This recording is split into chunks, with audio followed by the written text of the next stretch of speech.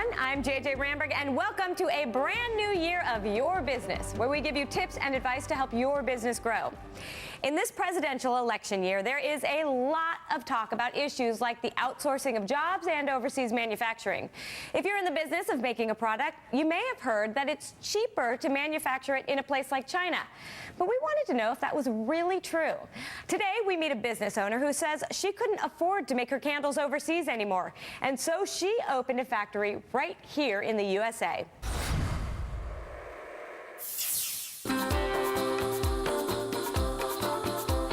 I started going to China in the late 1980s, and the buzzword in the 80s and the 90s was outsourcing.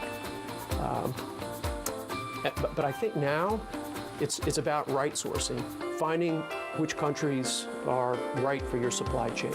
That's Dale Williams, Chief Operating Officer of Chesapeake Bay Candle Company. You actually can't import candles from China cost effectively any longer because there's a tremendous anti-dumping duty applied to Chinese candles. Anti-dumping, as you know, it's a way when countries feel the products coming from another country, it's selling lower than the cost of what this country is producing. The result is that it almost doubles the cost of your product when you're bringing it in. Smells good. How many are we making today? That's Mei Xu. She's a Chinese-born American citizen. She's the owner of Chesapeake Bay Candles and this brand new multi-million-dollar factory in Glen Burnie, Maryland, which can produce up to 2,400 candles an hour. This new word is not popping up called reshoring. Reshoring refers to the fact that offshoring in the past of jobs to China, jobs to India is coming back. The American anti-dumping trade policy is a significant reason why Mei Xu is now reshoring her production to the USA.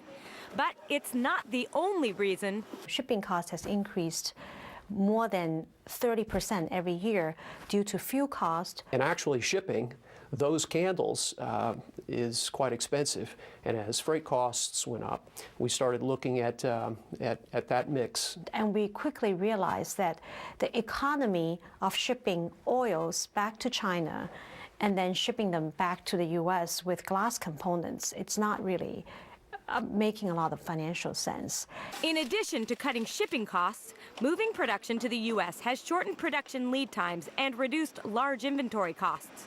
We have a lot of large national retailers that require very quick service cycles. Instead of waiting 12 weeks for delivery on orders, Williams can now produce a new product or tweak what's in production and deliver it in just 1 or 2 weeks tops.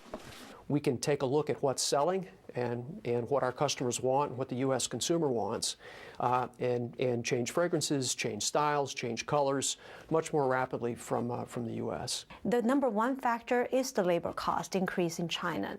But these workers have graduated to the next level. The young generation do not want to work in low-paying jobs where the environment is not nice. They may not be living in five-star hotels, but they want their grandchildren to do that. While opening a U.S. factory makes long-term sense for her company, it's a very difficult undertaking. I'm not saying that it's impossible. It's kind of improbable if you are an entrepreneur without a very strong financial background and don't have customers lining up yet.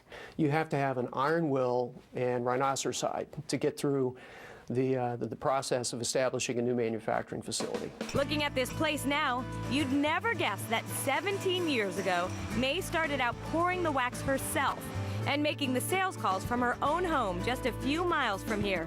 It took off right away. We were partnering with Bloomingdale's and Nordstrom's because of the strong fashion colors. It wasn't just fashionable colors and sophisticated fragrances that made her business a success. And in order to deliver, she's traveled the world to find the best manufacturing sources available. We went to Guatemala, we went to Mexico, we went to Manila, we went to Thailand. And it was always something off. To set things up properly, she's brought Chinese engineers and chemists to instruct her American staff. And she says the learning curve has been steep.